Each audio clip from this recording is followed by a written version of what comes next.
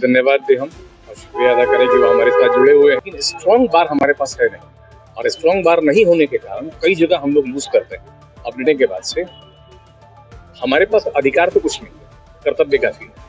अब वो कर्तव्य क्या है कि हम अधिवक्ताओं की आवाज बन सकते हैं, हम उनकी आवाज को रेज कर सकते हैं, चाहे बेंच में हो, लेजिस्लेशन में हो या मंत्रिमंडल में हो, मंत्री से हो, हम अपनी बात वहां रख सकते हैं।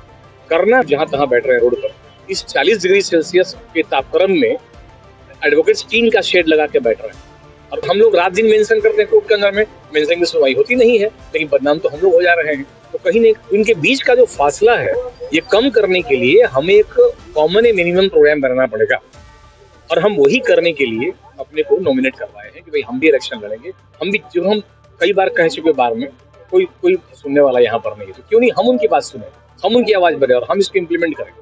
तो इसके लिए बहुत जरूरी है काउंसलिंग की। क्या संदेश देना चाहेंगे? मैं समस्त अधिवक्ताओं से जो हमको देख पा रहे हैं, मैं कहना चाहूंगा कि मेरा सीरियल नंबर 24 है, वाइस प्रेसिडेंट पोस्ट पे अंतिम नाम मेरा ही है। अगर आप हमारी बातों से सहमत हैं तो आप मत दें, अपना विजयी बनाएं, अपना वोट करें, मेरे फेवर में कास्ट करें। मैं आपकी आवाज बनने को तैयार हूं, और चूंकि मेरा सीरियल 24 है तो मैं 24 आवर्स आपके साथ जुड़ने को तैयार हूँ। बहुत बहुत धन्यवाद। नमस्कार, मैं ओमकार नाथ और आप देख रहे हैं रिवेंट भारत टीवी। इस समय मैं हाईकोर्ट के परिसर में उपस्थित हूँ, जहाँ सेशन चुनाव 17 तारीख को होने वाली है। उसको लेकर हमारे साथ वाइस प्रेसिडेंट के उम्मीदवार हैं SK मिश्रा जी, उनसे बातचीत करेंगे। सबसे पहला सर, आपने ये पद क्यों किया? इस पे पहले आपके दर्शकों को धन्यवाद दें हम और शुक्रिया अदा करें कि वो हमारे साथ जुड़े हुए हैं। देखिए, एक्चुअली है क्या कि बार और बेंच के बीच में एक बहुत बड़ा गैप बनते जा रहा है, और कहीं न कहीं बार के जितने मेंबर हम लोग हैं, जो एडवोकेट्स हैं, जो लर्नेड हैं, ये डिस्क्रिमिनेट हो रहे हैं। मतलब जो इतनी प्रतिष्ठा है वो खत्म की जा रही है।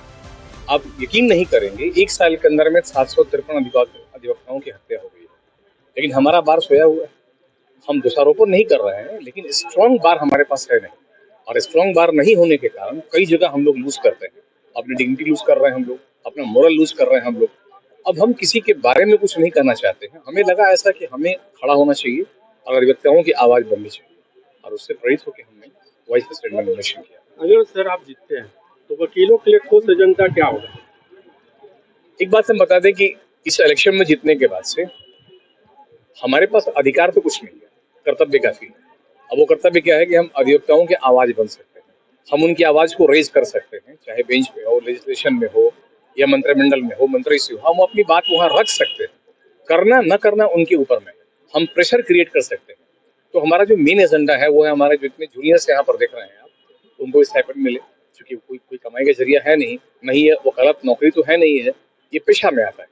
तो जो नए लड़के आ रहे हैं हमारे पास में, उनको आप देखेंगे फाइनेंशियली वो बहुत ज्यादा वीक होते जा रहे हैं, और धीरे धीरे उनका जो इंटरेस्ट है वो खत्म होते जा रहा है। उनको जगाना। दूसरी बात ये होती है, जो बच्चे नए नए आते हैं उनको वकालत का आइडिया नहीं होता, और ऐसे करके 20 वर्ष लग जाते हैं वकालत शुरू करने में। तो क्यों नहीं हम लोग फ्रेशर्स के लिए एक वर्कशॉप किया जाए? अगर एक वर्कशॉप करते हैं हम लोग, तो हम नए आने वाले अधिवक्ताओं को ट्रेन कर सकते हैं, हम उनको आगे बढ़ा सकते हैं। तो हमारा एक एजेंडा ये भी है कि हम एक वर्कशॉप क्रिएट करेंगे, और हमारे बीच के जो एडवोकेट्स हैं, जो लर्नेड हैं, जो थोड़ा सीनियर हैं, जिनको आइडिया है, वो उन बच्चों को ट्रेन करेंगे निःशुल्क रूप से, कोई इसके लिए फी नहीं है।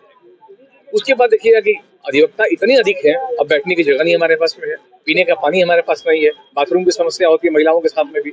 ये कॉमन जो प्रोसेस हमारे होते हैं, इस पे हमारा बार कभी कोई ऐसा ध्यान नहीं दिया। सामने देखिए बिल्डिंग बनी हुई है 5 साल पहले, आज तक इस बिल्डिंग में बैठने का व्यवस्था नहीं हो सका।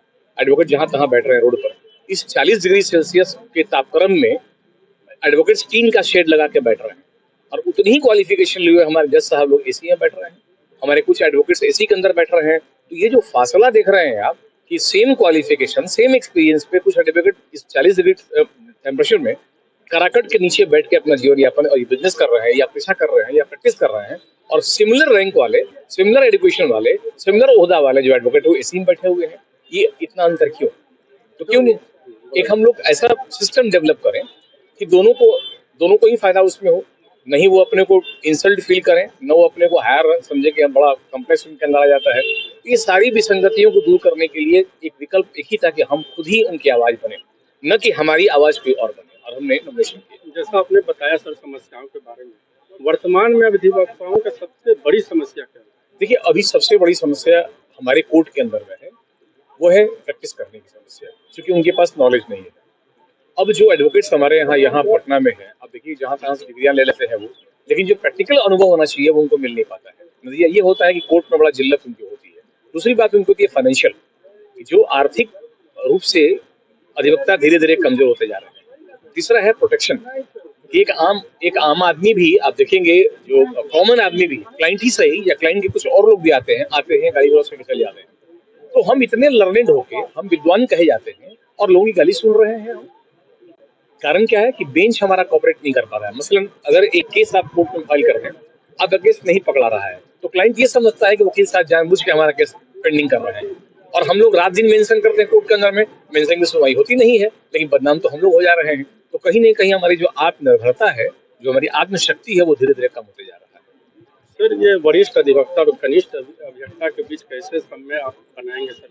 मैंने वही तो कहा आपको अभी कि जो लोग बाहर बैठ रहे हैं, जो अंदर बैठ रहे हैं, एक आर्थिक तंगी में जूझ रहे हैं और एक आर्थिक रूप से काफी स्ट्रांग है, वो इनके बीच का जो फासला है ये कम करने के लिए हमें एक कॉमन मिनिमम प्रोग्राम बनाना पड़ेगा, और हम वही करने के लिए अपने को नॉमिनेट करवाए हैं कि भाई हम भी इलेक्शन लड़ेंगे। हम भी, जो हम कई बार कह चुके बार में, कोई सुनने वाला यहाँ पर नहीं है, तो क्यों नहीं हम उनकी बात सुने, हम उनकी आवाज बढ़े और हम इसको इम्प्लीमेंट करें। तो इसके लिए बहुत जरूरी है काउंसलिंग की।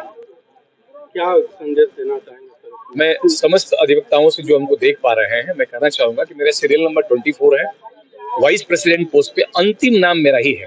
अगर आप हमारी बातों से सहमत हैं तो आप मत दें, अपना विजयी बनाएं, अपना वोट करें, मेरे फेवर में कास्ट करें। मैं आपकी आवाज बनने को तैयार हूं, और चूंकि मेरा सीरियल 24 है तो मैं 24 आवर्स आपके साथ जुड़ने को तैयार हूँ। बहुत बहुत धन्यवाद सर। हमारे साथ थे वाइस प्रेसिडेंट उम्मीदवार एसके मिश्रा जी, जिन्होंने अपने जीत के बाद क्या क्या अधिवक्ताओं के लिए वो लाभ बनेंगे, इसलिए आप बने रहें और देखते रहें रिवेंट भारत टीवी में। संजय दास गुप्ता के साथ ओमकार नाथ, रिवेंट भारत टीवी।